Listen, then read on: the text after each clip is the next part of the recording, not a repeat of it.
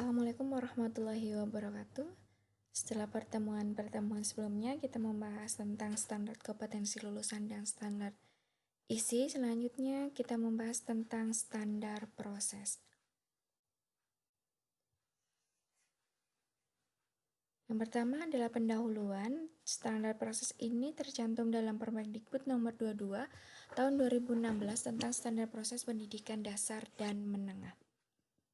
Standar proses merupakan kriteria mengenai pelaksanaan pembelajaran pada satuan pendidikan untuk mencapai standar kompetensi lulusan, di mana dalam standar kompetensi lulusan ini ada 3 kompetensi yang harus dikuasai siswa, mencakup kompetensi pengetahuan, sikap, dan keterampilan.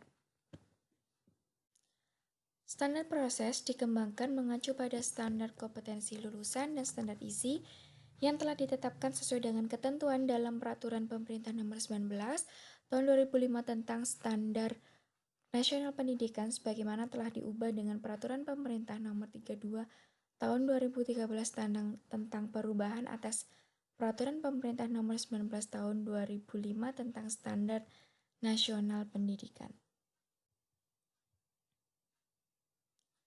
Prinsip pembelajaran yang pertama, dari peserta didik diberitahu menuju peserta didik mencari tahu. Jadi kalau dulu siswa atau peserta didik belajar langsung diberitahu tentang materi, konsep, fakta, prosedur. Sedangkan untuk sekarang peserta didik mencari tahu. Mencari tahu bisa melalui kegiatan eksperimen, melakukan kegiatan penemuan, membaca, dan sebagainya. Yang kedua, dari guru sebagai satu-satunya sumber belajar menjadi belajar berbasis aneka sumber belajar. Jadi guru bukan satu-satunya sumber belajar, tapi siswa atau peserta didik bisa mendapatkan sumber belajar dari berbagai sumber seperti internet. 3. Dari pendekatan tekstual menuju proses sebagai penguatan penggunaan pendekatan ilmiah. Jadi materi atau konsep itu diperoleh melalui proses dengan pendekatan ilmiah atau metode ilmiah. 4. Dari pembelajaran berbasis konten menuju pembelajaran berbasis kompetensi. Jadi yang dikembangkan lebih ke kompetensinya. 5. Dari pembelajaran parsial menuju pembelajaran terpadu. Kalau dulu fisika, kimia, biologi berdiri sendiri, kalau untuk yang IPA lebih ke terpadu atau menjadi pembelajaran IPA, IPS, untuk yang SD tematik. 6. Dari pembelajaran yang menekankan jawaban tunggal menuju pembelajaran dengan jawaban yang kebenarannya multidimensi. Jadi dengan adanya jawaban multidimensi ini, peserta didik bisa mencari jawaban dari berbagai sumber, bisa juga melalui kegiatan penemuan, bisa juga melalui kegiatan diskusi kelompok. 7. Dari pembelajaran verbalisme menuju keterampilan aplikatif. Jadi tidak hanya verbal saja, tetapi bagaimana muncul keterampilan aplikatif, bagaimana nantinya peserta didik bisa menerapkan pengetahuan yang diperolehnya ke dalam kehidupan sehari-hari. 8. Peningkatan dan keseimbangan antara keterampilan fisikal, hard skill, dan keterampilan mental. Hard skill dan soft skill ini harus seimbang, jadi kita tidak boleh hanya mengembangkan hard skill siswa, tapi soft skillnya tidak dikembangkan. Antara hard skill dan soft skill harus seimbang. Kalau tidak seimbang, akan muncul masalah atau percuma saja. 9. Pembelajaran yang mengutamakan pembudayaan dan pemberdayaan peserta didik sebagai pembelajar sepanjang hayat. Jadi peserta didik diharapkan nanti menjadi pembelajar sepanjang hayat atau long life education.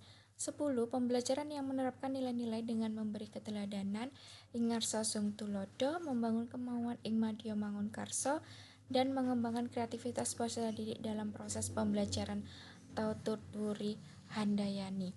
11. Pembelajaran yang berlangsung di rumah, di sekolah, dan di Jadi belajar tidak hanya di sekolah saja, tapi bisa di rumah dan di masyarakat. Seperti di era pandemi seperti ini, kita belajar di rumah dengan berbagai cara memanfaatkan teknologi.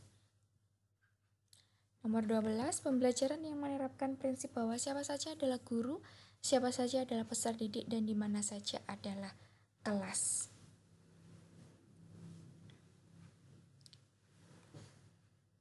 Jadi misalkan kita mengikuti pembelajaran online, maka kita di situ sebagai peserta didik, atau bisa saja mahasiswa melakukan kegiatan seminar di mana mahasiswa sebagai pembicaranya, maka mahasiswa di situ bisa sebagai guru, sedangkan saya yang melihat bisa menjadi peserta didik, dan di situ dikatakan sebagai kelas.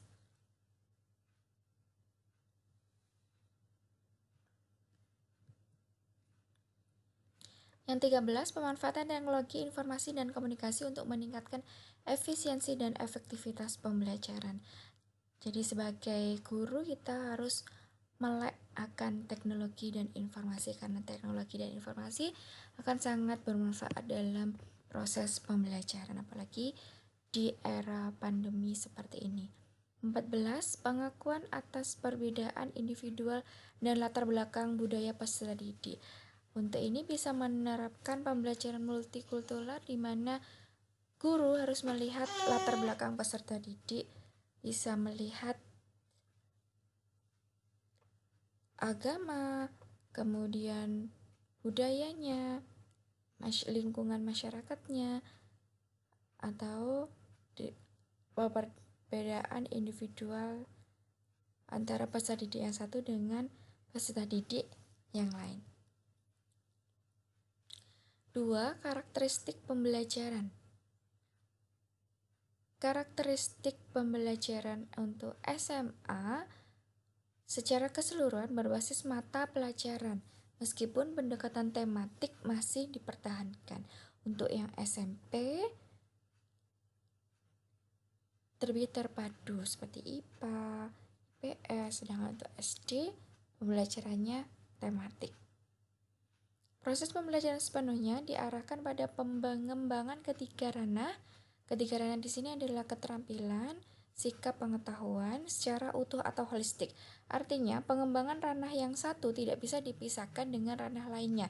Dengan demikian, proses pembelajaran secara utuh melahirkan kualitas pribadi yang sikap, pengetahuan, dan keterampilannya juga utuh atau baik. Jadi, dalam pembelajaran kita tidak hanya mengembangkan pengetahuan saja, keterampilan saja, atau sikap saja, tapi dikembangkan semuanya secara utuh. Jadi dengan adanya sikap, pengetahuan, dan keterampilan diharapkan peserta didik memiliki pengetahuan yang utuh. Untuk yang perencanaan pembelajaran kita lanjutkan di next video.